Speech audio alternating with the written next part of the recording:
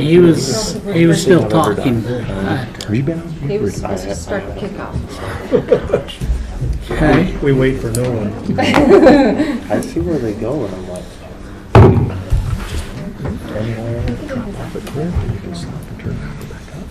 He was just going to talk about the change. the change button. I don't know how to use our budget. See budget change. The operating budget change that we talked about Tuesday? Yeah. And how justification, goals, that stuff. We can talk about it if you want. Yep. All right, we up? Okay. We are streaming this live, so Mind your P's and Mind. Q's. watch your language. And let's go ahead, and this is Budget 101. You want to start off conversation? No, really, for the most part, things will be the same this year as they were last year. We felt like we had a really pretty smooth budget process. There is one change that Braden was going to talk about that I'll just mention. We're going to, Braden and Christy are going to put together kind of a little worksheet. Any of your capital expenses that you are going to ask for this year, we'll have a little worksheet for you. Oh, here he is. That basically, there's a lot of people, a lot of departments asking for a lot of different things, and they're all important. But I think from our perspective up here, we see all of those asks, and sometimes it's hard for you maybe to see where your ask falls in the big scheme of things, and why you get something or not one year might be seem unfair until you look at the big picture. So one of the things that we're going to do is we will have basically this same group come together in a little bit in a couple of, what week was it? Couple weeks. Yeah. After budget sheets are received? Yeah, So, after like budget mid-May? sheets, so mid-May-ish, we'll get back together, and any big purchases or expenses that you're going to ask for this year in your C budget, you're all going to hear it from everybody else and say, yeah, Scott might need this and Tyson might need that. So you can see where you fall into place for the total county picture. You want to throw in? Sorry, I rained on your parade a little bit You're there. fine, you're fine. Just kind of piggybacking with Jason, though, the structure is going to look a little bit different for those of you that have done it in the past. This will be my first time going through it as well. But kind of the way we're envisioning it right now, and this will probably be tuned as we go through and as everybody gets apprised of kind of the situation. We're basically, the commission would like to have everybody identify their fixed, their variable, their capital costs. Within fixed, you're talking salaries and utilities, things of that nature. And then obviously your capital's future costs, and then variable, we all are familiar with variable. But the template kind of, when you're thinking about those things, you want to include your goals. You want to include where you want your department to go as a department head. So your vision. What else am I missing? I think that was, you also, the best part, you're going to have, everyone's going to go in rapid succession. We're all going to be in a room together. You're going to present whatever your needs and wants are before everybody. So it's just a real quick 3 to 5 minute slide or PowerPoint, and everybody will just go. We'll do it all in one day, and that way we all can kind of see what other departments may need or what they may miss out on, and everybody knows it's just been an open and transparent process that way. So HR's been working very hard at a structure for wages, and that's supposed to be presented to us by the end of this month, first of next month. I guess we're already there. yeah. Other items that we're talking about, just to throw it out there right now, we're talking about a cap on sick leave, we're talking about cap on vacation time, and what the expenses and how the county manages those items also. Did I leave anything out that we talked about? I think that's most of it. Okay. As soon as we get that template put together, we'll probably do a guinea pig of a few departments and then tweak the form maybe, and then come back and you'll have a better product. We'll have some examples so that you won't have to come through it on your own. We'll do some trainings Yeah. on how to fill it out, how we foresee filling it out, and we'll take feedback to see what's going to be the best way to do it. No, So- just, or Oh, just, sorry, I just had a question. On the presentation, the 3-minute presentation, is that just for capital That'd be, projects? that'd be Is that your, all of your if you want a body, B budget?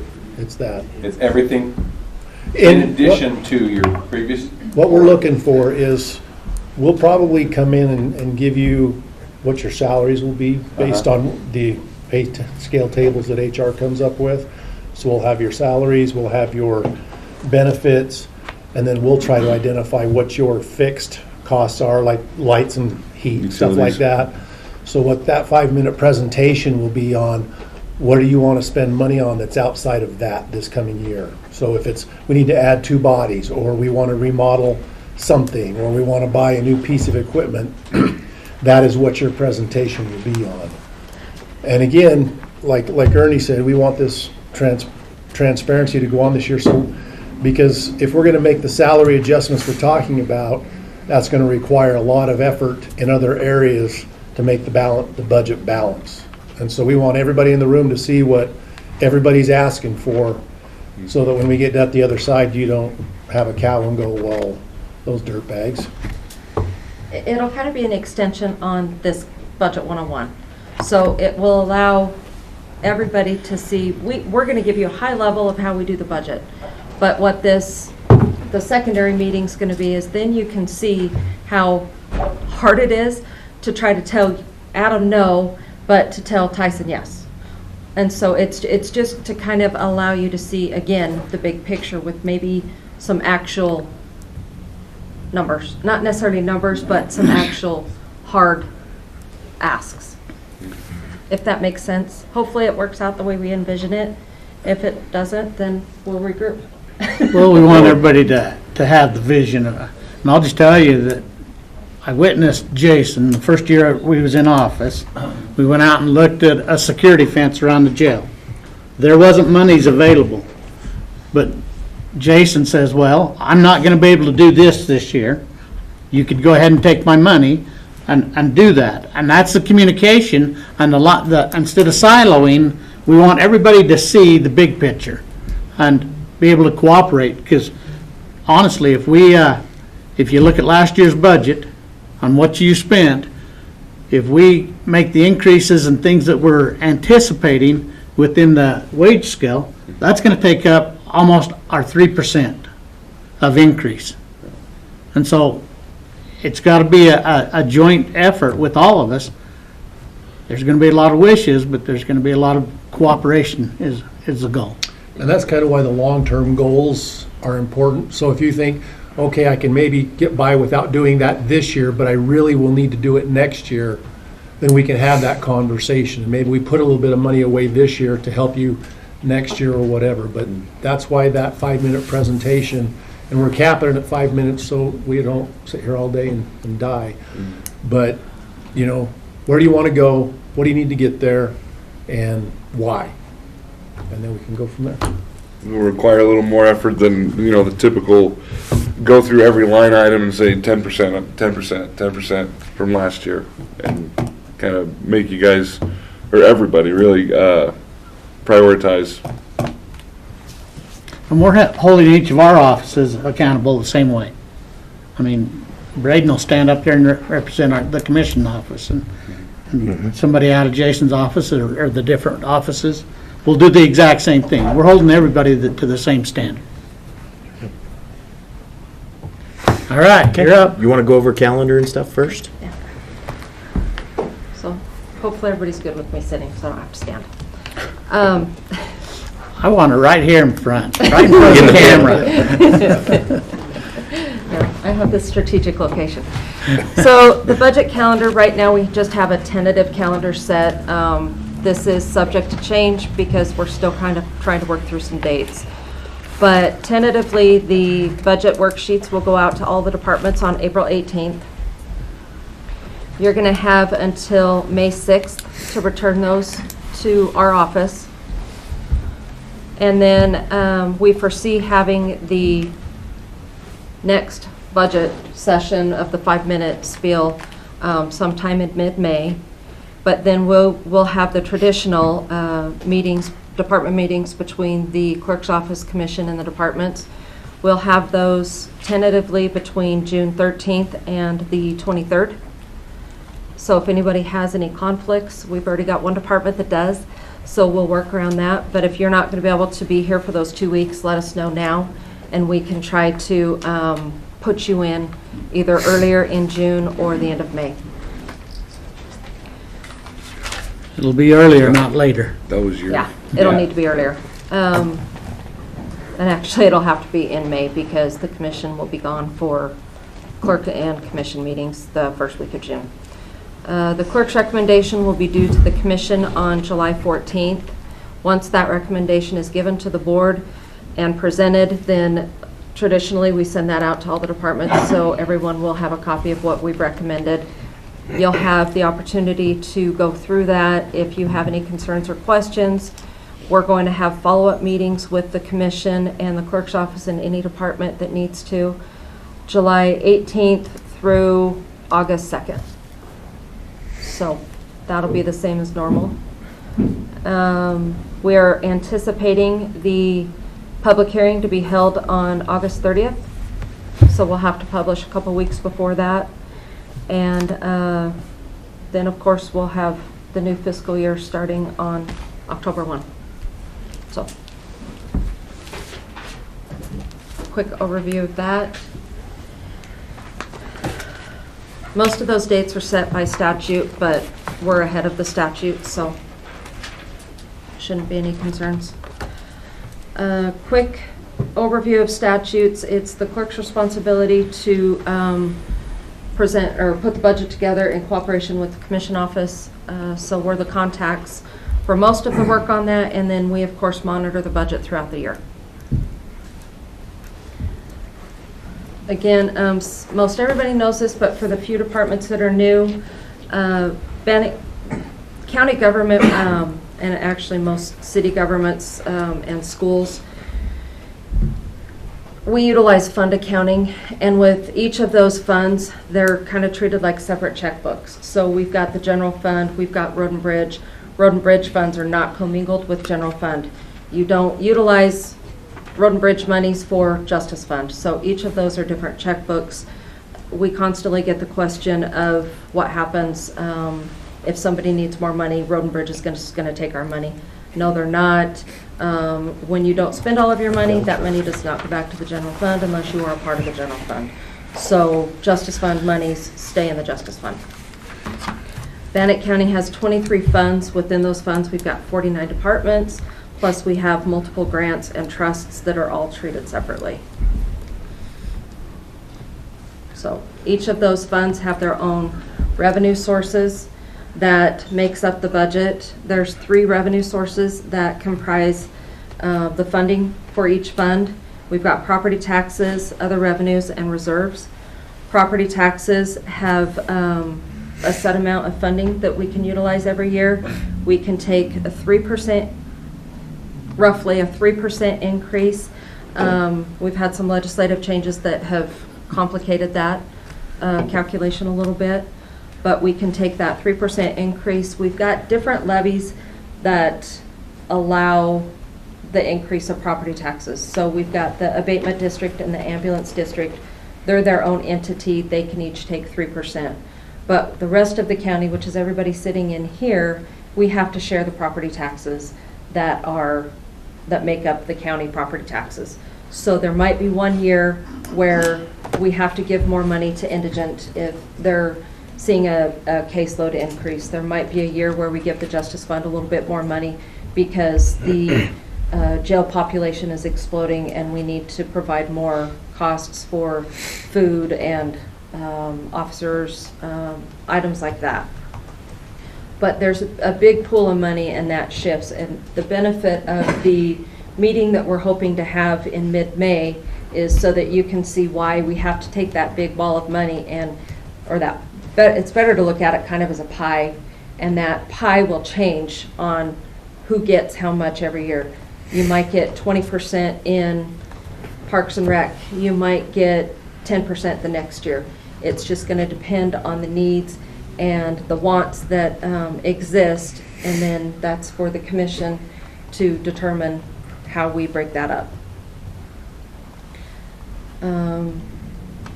Sorry, I got off track. Oh, I guess I didn't. Monies cannot be commingled again, so we have to keep monies within the fund. Each fund does have a maximum levy rate, so while the county can take a 3% increase in property taxes, we are limited into how much property taxes can be in each fund. So, not to pick on Scott, but the Parks and Rec fund, we have, we're at the limit on the property taxes, so he can't take any more money in property taxes. So sometimes we'll get creative if he needs additional resources and funds. We'll maybe add a department or add contributions from the general fund to help make his operations whole. We've done the same thing with the Justice Fund in the past. Justice Fund is made up of the prosecutor, sheriff, and jail, and there for a long time due to levy constraints and not a lot of growth in valuations. We were at the max levy there, and we had to get creative and pull out projects for the jail so that they could keep operations going, and we just funded those by adding a department within the general fund. So it's kind of hard to envision that, so I hope that kind of makes sense to everybody. Along that line, how many of you here, this is either your first or second year involved with the budget? So we got quite a few new people. And even if you've done it multiple times, like I say, we're changing a little bit this year, Christy and her office are more than willing to help. If you have questions, well, is this right or wrong or whatever, come and ask. That's the key, is we don't want you to come up before us in that 5-minute spiel and say, well, I didn't know that, because we have experts that are very willing to help and can tell you kind of how many pieces of pie there actually is. So please utilize the experts.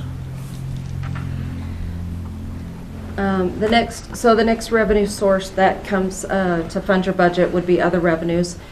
We get sales tax, we get other state monies like highway users, we get election reimbursement monies, we get permits at the landfill, permits at planning and zoning. There's other functions when those monies come in. So for the sheriff's office, we get contract law, we get prisoner board. Those monies statutorily are earned by the sheriff's office, therefore they go into the justice fund. So just because you get certain monies, sales tax is probably the only money that every fund gets. But if you earn your own money, it associates with that function, it stays in that fund. So we don't take highway users' money and put it into the general fund, because that would be illegal. It follows the function of what the money is for. We conservatively try to budget for that. We do our best to try and get as close as possible to what actual revenues are going to be. Some of those dollars are so unknown that we just guesstimate it. I was just talking to Kyle and Tyson about highway users, and that money fluctuates so much every year that we're conservative in that projection, just simply because I don't want to over-project and then have to come tell Kyle and Tyson that they need to cut money because we're not going to make revenue. So that's how we establish reserves, is either conservative revenue estimates or underspending budget. So reserves are our last revenue source, and that's basically the county's savings account. Each fund has its own reserves, and those are used every year to help supplement the budget. It also allows us to pay for capital projects or one-time projects. We also use reserves to get us through the first 3 months of the year, because while everybody else personally earns money every pay period, the county doesn't. We get our big tax collections in December and in June, And until we have those dollars, we really don't have any money to function off of, because other revenues really are not significant enough to pay employee wages and benefits. So we use about 25% is the base of how much we keep in reserves, but there's some funds that keep a little bit more. We've got our juvenile detention center over here that keeps 33%. We've got our PILT fund, which is used for one-time monies. We don't get those dollars until June. So basically, the money that we spend this fiscal year is all reserves. And then what we get this year, we'll spend next year. Talk a little bit on what PILT is. PILT is payment in lieu of taxes. So we have federal properties that are not subject to property tax. And so the feds are nice enough to pay us essentially property taxes on those lands. PILT has always been, well, since I've been here, it's been threatened that it will go away. Knock on wood, it hasn't yet. But we utilize PILT for one-time expenditures. And normally it's just projects. We'll pay for, right now I think we're paying for some remodel and some costs at the jail. We've paid for cars in the past there. Just anything that's one-time. We don't want to obligate one-time monies for future, because that's setting yourself up for failure. So. And the part I wanted everybody to hear is it's not guaranteed. It's ratified by Congress every year, basically. So it's not a guarantee on the PILT end of things. And those dollars have fluctuated from $300,000 to $800,000 in a year. It's just so unknown that, again, we're conservative on those. We use about $500,000 usually in projects, and then that gives us future monies for projects. That's it on reserves. Does anybody have questions? I was super fast and high level. Okay. Expenditures for the county. We have an A and a B budget. A budget is your salaries, retirement payouts, overtime, things like that. The commission is responsible for setting salaries, and benefits are a portion of that. So every time you add an employee or increase wages, you have to remember that that will also cost benefits to go up. Plus, you may or may not have operating costs that will follow. B budget is made up of benefits, which again are a percentage of salaries, and it's also our health insurance.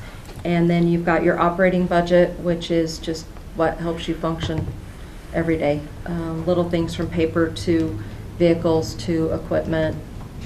And then you've got capital budget, which these are funded through one-time sources.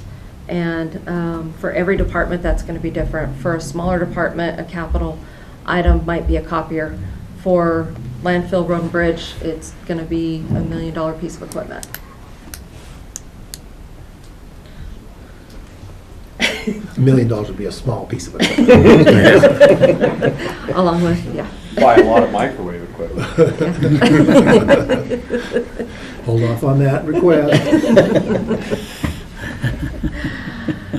You're probably all aware, since you've been monitoring budgets, we do bottom line accounting. So you can exceed expenditures in maybe one line. Your office supplies can go in the negative as long as you've got another line to cover that. So bottom line accounting can be helpful. We want to make sure that the intent of the budget doesn't change. If you're ever going to spend differently than what you came before the board and got an approved budget for, then that's when you need to come back to the board and ask to make a deviation on that. So if you have a copier that needs replaced and you didn't anticipate that because we set the budget in, August and this is April, then what you would do is, if you think you can cover that within your budget, then you would come before the board and ask them if they would allow you to reallocate some funds to make that purchase. It's a painless process as long as you've got the funds. If you don't have funds, you can always get with me. I can try to help you find the dollars, or we can come up with a couple solutions to bring before the board so that we're ahead of the game and we can answer any question that they may have to get you what you need. But I can guarantee you, if you haven't met with her and found funds, it's no. There is a statute that says if you exceed your budget authority, then you can be personally liable. So keep that in mind.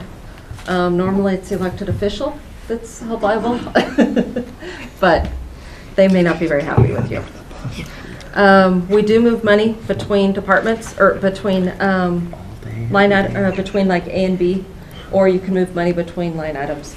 The only time the commission has required you to move money between line items is if the intent of the budget changes, or if it's a capital item and you're moving it from your operating.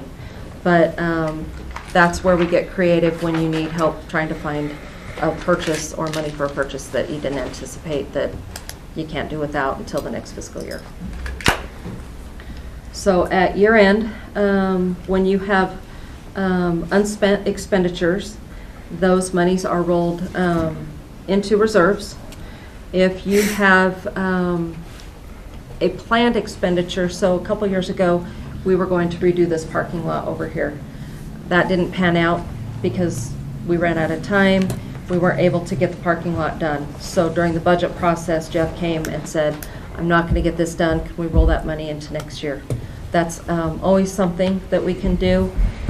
If you think you're not going to be able to get a project done, then let's start that communication through the budget process. And then if you end up getting that project done, we can always pull it out of the budget. But we would much rather have that planned for within the budget, because once we go to publication on the budget, you cannot add, but you can reduce. So the other thing we could... One-time capital purchases, correct? Same with one-time capital purchases. So that's really important if you're going to have projects or capital items, or even if something comes up and we happen to get $300,000 or $800,000 in state revenues that we're not going to be able to spend this year. Bring that to our attention so that we don't miss budgeting for it. The county cannot open the budget for reserves. Cities can, but the county cannot. So that really ties our hand that if something comes up, we won't be able to, you'll be a year and a half out, depending on the time frame of when you find out when that is. We can only open the budget for unanticipated revenues. So. Talk a little bit on capital projects, the difference, Like, the funding. I mean, oh, where they just talked about. okay. Okay. So, capital projects are gonna be our one-time monies. Sometimes we get, right now our complication is with Road and Bridge, where they're getting extra monies from the state with all of the transportation push. So we've got House Bill 312 money, we've got, is it 308? 308. 308 money. They were nice enough to give us an extra $1.6 million, $1.7 million. Unfortunately, they gave it to us late enough that we didn't anticipate it through the budget process. So we're having to get creative and use those dollars. Those are one-time projects, but then you get into the capital projects, which are like buying pieces of equipment or buying a copier, the one-time items that everybody needs to function. We tend to use reserves for those, or at least maybe some one-time money like the state money that we don't know if it'll come back. Yeah, well, and then a capital project we just finished, Dan, Oh, the bathrooms. the bathrooms. I mean, we used a lot of funds. It was So- a capital, go ahead. We have a capital projects department, which I need to see what we've got left in there. But that was some unused monies. I don't remember. That's been a couple years that we've put that money in there. But that's what allowed us to pay for the bathrooms. And we still have some money that's sitting in that fund that we can use for one-time projects. We don't really have anything planned, so hopefully through the budget process, we can see what other items may qualify for that. That's But been. if you have anything like that or questions about that, come and talk, and we can see what funds we have and what one-time funds or capital projects are out there that may fit into one of these categories. I have a question on the, like, capital funds. Like you mentioned, sometimes we use capital funds to purchase vehicles, but I know a lot of us have been going away from purchasing and we're leasing, which, Now become recurring. yeah, right? So, I don't know that we necessarily have a good solution for budgeting recurring compared to capital when it comes to vehicles, unless it's just an assessment to determine which is a better option, I guess, at the time. And actually, we're using the sheriff's office to try to figure that out.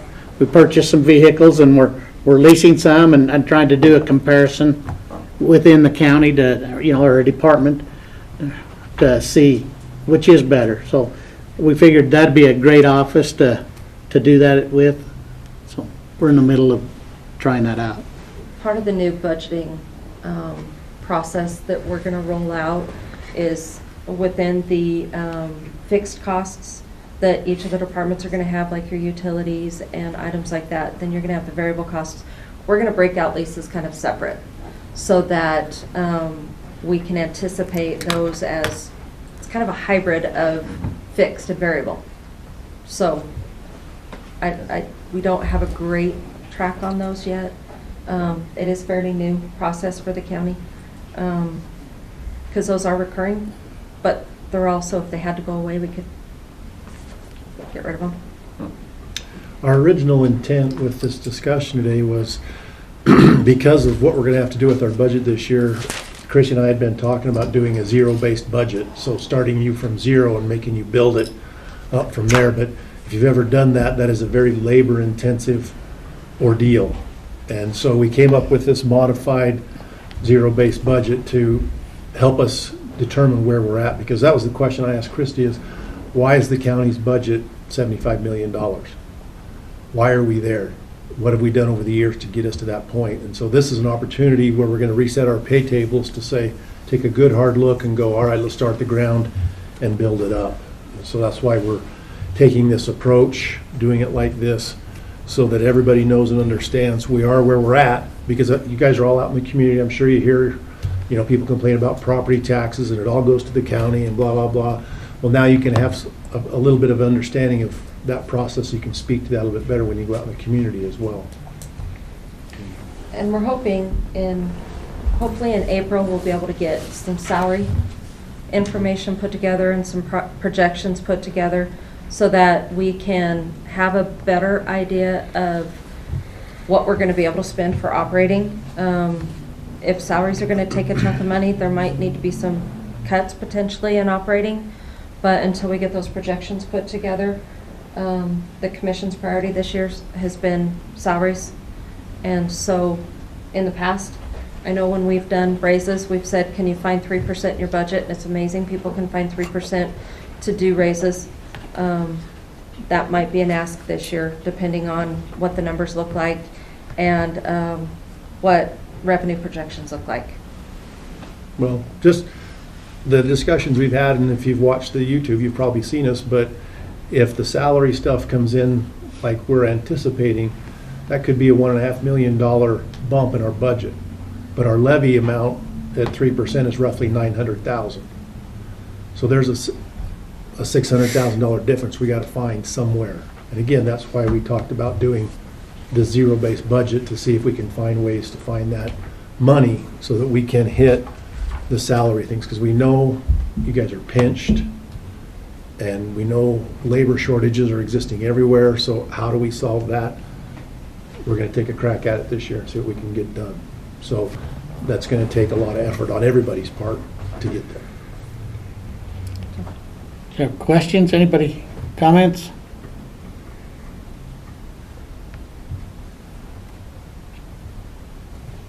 Crickets. Anything else? Crickets. All right. We will meet back together. Budgets are challenging, but we're going to work together. We're going to bless our people and bless our county. That's the way I look at it. All right. Thank you.